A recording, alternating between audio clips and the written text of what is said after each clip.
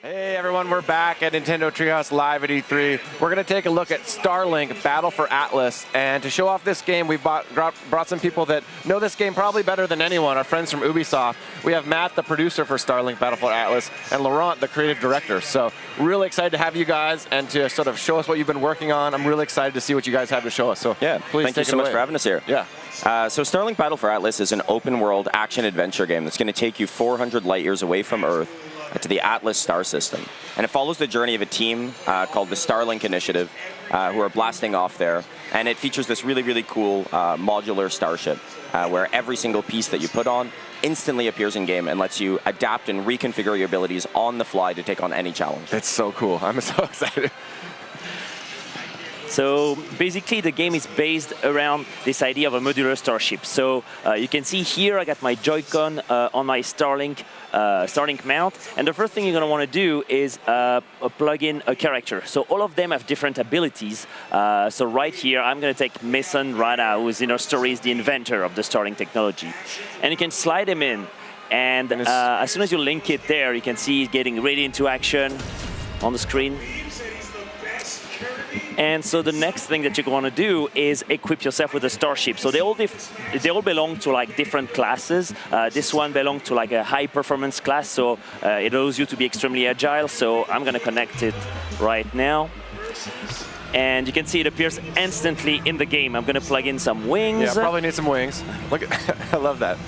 Yeah, it's an absolutely instantaneous connection. This is a technology we've built from the ground up with our team at Ubisoft Toronto. And there's actually a ton of flexibility with how you build.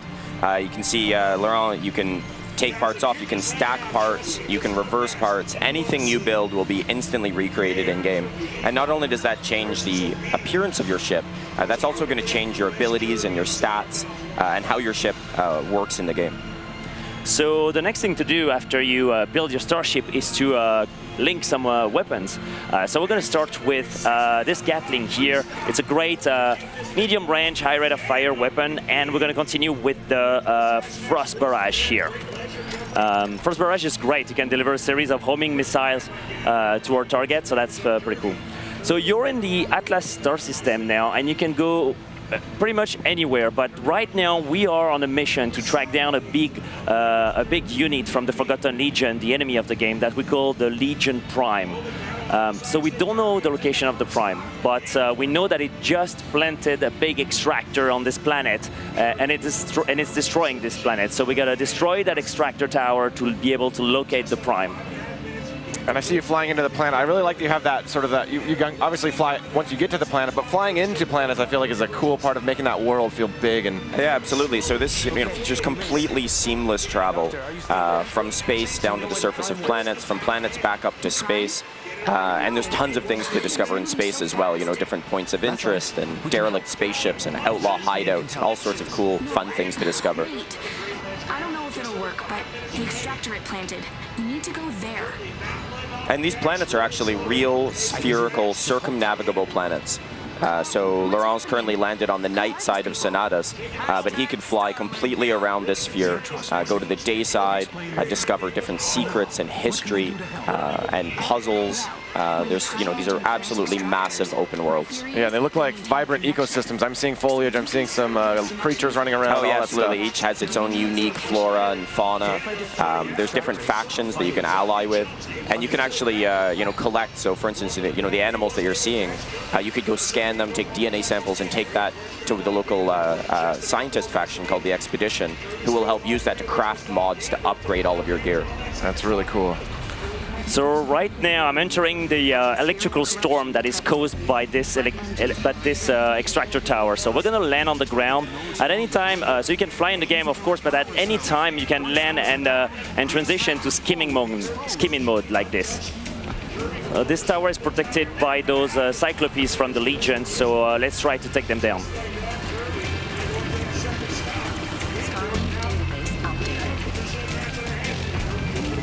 You can dodge left and right to avoid their projectiles. You can also jump like this, and if you hold the jump button, you're able to. Oh wow, this one's aggressive.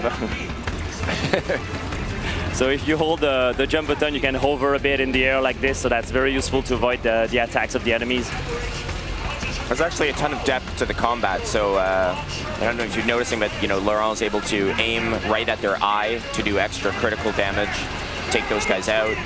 You have a shield, and if you time that shield just right, you can use that to parry their attacks as they come in, reflect them back at them. So it's one of those kind of things that's easy to learn and easy to get in, really accessible controls, but there's a ton of depth there to master. That's really cool. So right now I'm trying to take down this extractor node to get access to the main weak point of this extractor tower. So there it is. But the Forgotten Legion are trying to protect themselves, so I got to avoid their attack while taking down their buildings. And the ship that Laurent's in right now is called Pulse, and this is, as Laurent mentioned, it's kind of a performance ship. It's really, really fast. It's really agile, but it doesn't have a ton of armor. So this is depending on your play style, your choice of which ship, which wings, which weapons you're using, will constantly evolve into something people experiment with and find kind of their preference. And I imagine you might even want to switch out sort of different things depending on what enemy you're facing or what situation you're in. Absolutely, yeah. So here, for example, I can decide to switch at any time my Frost Barrage for my Levitator. And Levitator is a great weapon. It will put the enemies in a state of stasis, so it will make them float around. It's also very, very useful against enemies like this Ice Cyclops, because it can make them float, and then they're not attacking me, so I can finish them off while they're in the air. I love that you just switched out that weapon in real time. It's almost like, I mean, you're the pilot as a player in this game, but you're almost also like the engineer that's like lurking in the bottom of the spaceship, switching out the weapons or the wings or changing the weight. Like, you don't usually get to play that role, I guess, and do it manually. And certainly, it's almost unprecedented to have that kind of ship customization in real time in the middle of combat, right? Like anything you can think of, you can experiment and try that out right away.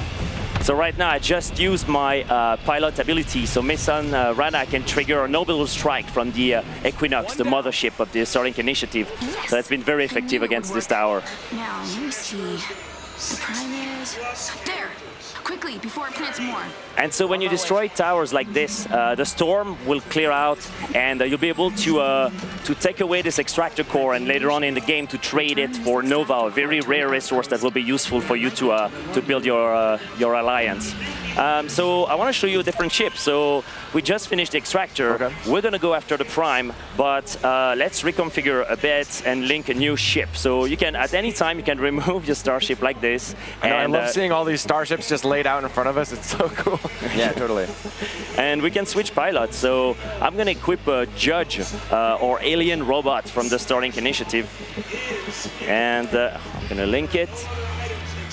So Judge is actually a gaseous form alien, as you just kind of saw zoomed in on his head there. Oh, yeah. And the founder of the Starlink initiative, Victor St. Grand, actually built this containment suit to help him communicate and interact with all of the equipment that they have. And Judge has a super, super powerful pilot ability, which is all geared around slowing down time to give you these windows of opportunity to take out, weak points or take out bosses, or even just gain more control on the battlefield. So I just connected his ship that we call Neptune. It's a great ship that has a lot of defense. And for the moment, I'm gonna keep my. Actually, I'm gonna switch to my Volcano Gatling. It's a Gatling that is able to also increase the temperature of the enemies and make them weaker after that. So it's gonna be a great combo with my Levitator. We've got this overhead shot, picture-in-picture of the that starship in your hands. It looks so cool as you like clicked it in and. So this ship is like completely the opposite of the one that Laurent was using before. This is kind of a tank class. Tons of armor, really, really stable. No one's going to knock you out of the sky. No one's going to knock you around. But, a little bit slower, a little bit different handling to Pulse. So there's tons of things to do in the game, like here those lights belong to an outpost that later on in the game you're going to be able to interact with. You can talk to them, offer help to them, and to have them to join the alliance against the Forgotten Legion. You'll have to hurry. And this is a, I was going to say, it's like it's a fully circumnavigable planet. So we were on the dark side, but now we're making our way to the light side of the planet here. Oh yeah, I love the art style. I think it has a very, very attractive look to it. And it looks absolutely gorgeous in handheld mode as well. You know, keep in mind that every single physical starship that you connect actually unlocks a digital version of itself. So that, you know, if you're playing on the go, you know, you want to play at home on the TV with your toys, and then you swap to handheld mode, you still have access to your full collection and this full giant open world experience. That's so neat. So this is the Legion Prime, which right now is roaming this world completely free. And if we don't stop him, he's going to plant a new extractor, so let's go after him. Link your best equipment. You can't hold back. Yeah, the enemies on this planet, they have like animal-like movements, but seem robotic as well. They're yeah, so they're pretty actually cool. from an ancient group called the Forgotten Legion, and they're remnants of a long-forgotten Forerunner race called the Wardens that kind of are one of the big mysteries in the game that you're going to dig into and learn more about over the course of the story. And for whatever reason, they've actually kind of come up back out of the ground. They've been revived. There's been a reawakening. And now they're starting to begin a harvest and actually completely take over and destroy these planets. So, you know, not only are you fighting to save Atlas, but, you know, the implications of them completing their mission actually have much bigger effect on the entire galaxy beyond. So I'm going to use my pilot ability there, so Judge can slow down time. So it's great because it gives me more time to take down the main core weak point of this creature right here.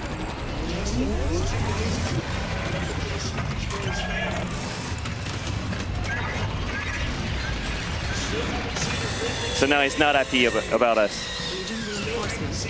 And one of the amazing things about the enemies in Starlink, in fact, not only the enemies, all units and all enemies and allies and creatures, is unlike most traditional open world games, every single enemy, every ally, every animal are always living their lives on every single planet on the game all the time.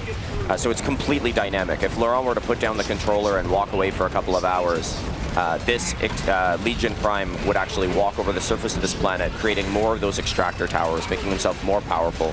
And ultimately, you know, that's happening on every planet.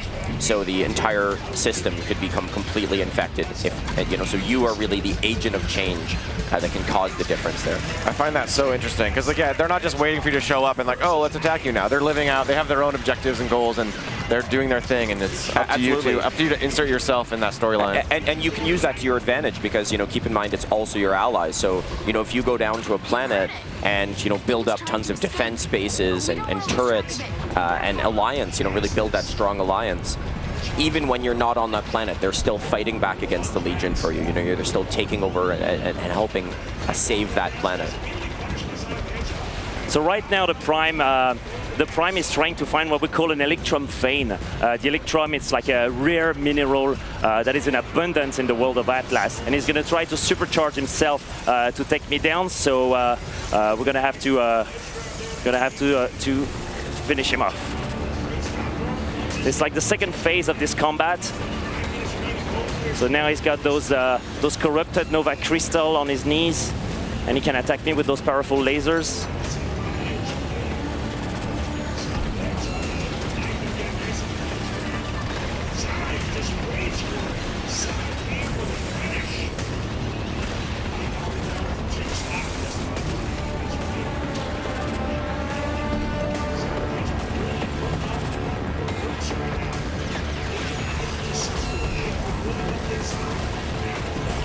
I'm just like lost looking at the sky. I'm like, wow, it's so pretty. Yeah, sometimes you can look up and see like a distant outlaw stronghold or something in space that you could fly to. You know, you're actually fully seeing out into this star system here. And you know, Atlas is 7 giant open worlds that you can visit. Each one is so unique and handcrafted. You can actually see one in the sky just above Laurent there. But each one of these, you know, has layers of history that we've developed and secrets that you can discover. So you can also, so like I was saying, you can also change all your equipment at any time, or your starship. And we actually got something special for you that we brought that we're super excited to show you. I'm excited. So you already know that there's the Arwing, the legendary Arwing, Yes. coming into Starlink Battle for Atlas, and it's like it's an amazing starship. It's like we added some mechanical movement here, so you can move the wings like that and put it into combat position. It looks really, really good. And we also have Fox McCloud, of course, here. And so we wanted to show you something that we haven't shown to anybody yet, which is really what cool. happens when you connect Fox to the game. So let's do this, and let's finish the prime like this. So I'm going to remove Judge here, and I'm going to connect Fox. All right, let's see that game. Ah.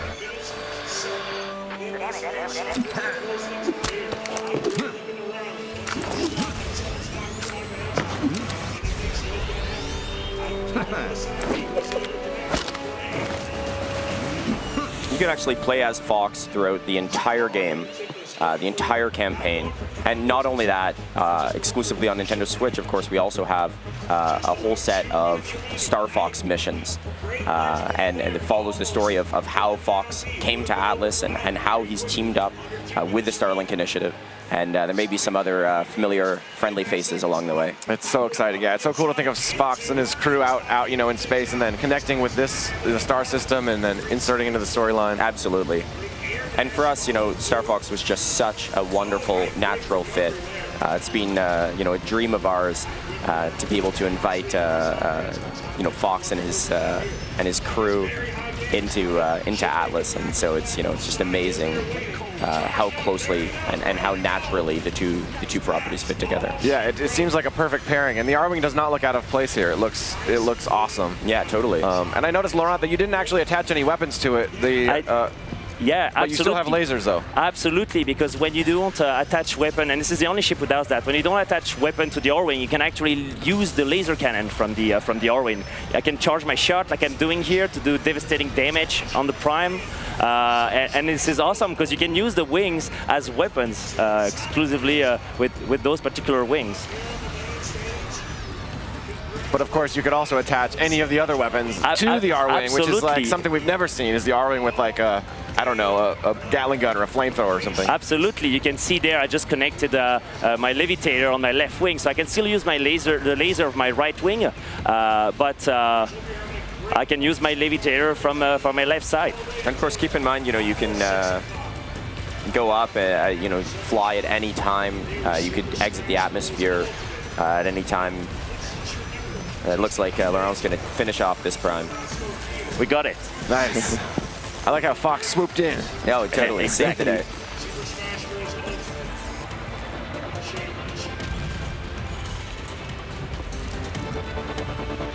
And so when you destroy the Prime like this, you'll be able to retrieve its main core and also some mods for your starship and weapons, because you can equip different mods to make your gear even better. Each pilot also have a different ability, but they also have a different skill tree that you can customize as you play the game. In fact, I think you just got a powerful mod now. Why don't you go and augment the Arwing?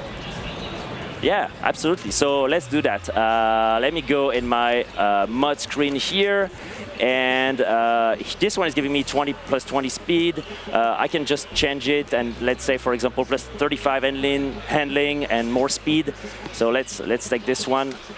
And there's a ton of depth to the RPG progression in Starlink. So each of your ships, you know, has different cores, different armors, boosters. You know, your weapons, you can swap out the ammo. Your pilots are fully upgradable. And, you know, it actually goes way deeper than that. Yeah, and you mentioned all the ships. I mean, switching ships is cool, but switching ships is also important. Like, if you die, if you lose a mission, you could bring in a new ship, and you kind of need those to progress. Yeah, absolutely. So, you know, it's really, really important for us that, you know, the entire game is something you can finish just with the starter pack. You get a ton of content in the starter pack on Nintendo Switch. You know, the starter pack actually comes with the legendary Arwing. It comes with Fox McCloud. It comes with Mason Rana, who is a pilot that Laurent was using earlier. He's kind of the newest member of the Starlink initiative. It comes with digital versions of some equipment. It also comes with some weapons and things like that. But it also comes with additional digital content. For instance, Mason's ship Zenith and the wings for that. So really, it comes with everything. It's going to come with everything you need to sort of have this adventure. But of course, you could get more things, more weapons, more mods. Yeah, totally. So, you know, for sure you can complete the entire game just with a starter pack. You know, there's none of that kind of hard gating of like, oh, there's a blue door, you need the blue spaceship to go through it. But, you know, for us, it's kind of this simplistic deck building element where, you know, we want the more ships that you have and the more parts that you have, the more creative options you have to really customize and build your play style and really make, you know, your dream starship and you know, your play style right fine-tuned to your liking.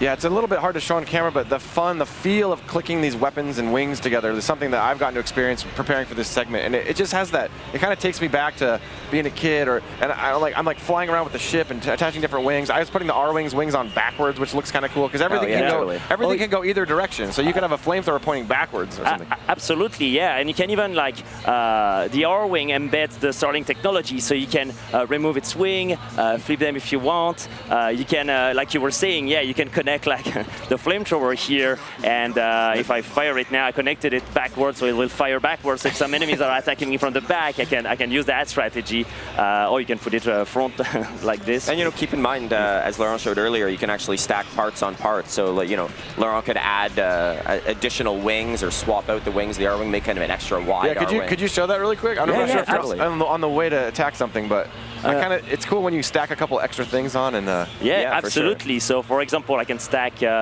those wings here, and they will provide me with more defense. You can see actually that when I'm putting another wing on the ship kind of tilts a bit to take the weight of the piece, and but then correct itself. And this is a pretty wicked looking Arwing, actually. Yeah, I like that. So those wings that Laurent just added are armor wings, so those are going to add more defense. Look at that, now it's like a tank. That's awesome. The trade-off is that... do barrel roll! Absolutely, you can do barrel roll with the Arwing, yeah.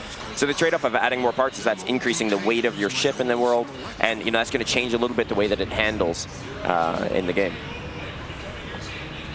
Oh yeah, and we've paid extra close attention to the details. So the barrel roll works just like it does in Star Fox. That'll deflect projectiles as they're coming in. You know, we're staying really, really true to the look and feel and effect. Yeah, I think the Star Fox integration is something, you know, the voices, if the Star Fox voices sound familiar, it's because it is the same cast as the Star Fox Zero. So you guys really went the extra mile to work with us and to get those characters sounding as authentic as possible. Absolutely. And even your own characters. It seems like you guys put a lot of work into building out a cast of characters. They're all the fully voiced game. Oh yeah. And it feels like a world that's been. This feels like a fully realized world to me. That's just kind of waiting for you to join the game. Yeah, you know, this is really a huge open world experience. We're so happy to bring it to the Nintendo Switch. In this way, and you know, I can't wait. We're only just scratching the surface here of an enormous game. So you know, with full cinematics, a full campaign, you know, all sorts of content, and this incredible dynamic living world that I can't wait for people to get their hands on.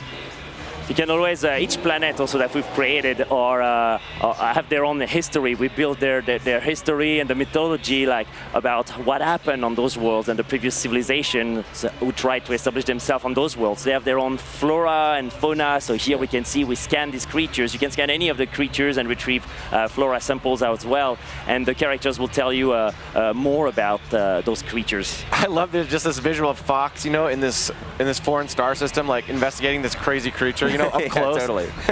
Yeah, we've got a lot of fun dialogue about that. So we love it too. It's just the first time Fox appeared in the game, we were like kids. Like, I mean, generally we are a bit like kids in the project. We're so excited about like those starships and the combining everything. We often play with those in the office. But when Fox arrived, it was like this magical moment. Yeah, it was cool. I was watching your press conference when you guys announced the Fox was in the game, and it got a really cool reaction. It's really exciting for all of us. You know, we're getting about out of time on this segment, but do you guys have any kind of closing thoughts you'd like to share with the Treehouse Live audience about your game? Well, first of all, thank you so much for having us. It's an amazing moment to be there with you and be able to show this. The game will release on October 16th. You will have, of course, you will be able to. I can't wait for people to put their hands on the Arwing and play with it and with Fox. But the game also comes with exclusive Star Fox missions, and I can't wait to. We got lots of surprises in store to come. Yes, exactly. Well, thank you guys so much. Laurent, creative director for Starlink Battle for Atlas, Matt, producer. I hope you guys had a good time looking at that game. I'm super excited to get my hands on it. You say get your hands on it about a lot of products, but like this one, literally, you get your hands on it. I mean, it is so cool. Yeah. So thank you guys. And stay tuned. We're going to be right back with some Super Smash Brothers Ultimate at a look at some new items we haven't shown yet. So stay tuned, you guys, and we'll be right back. Thanks.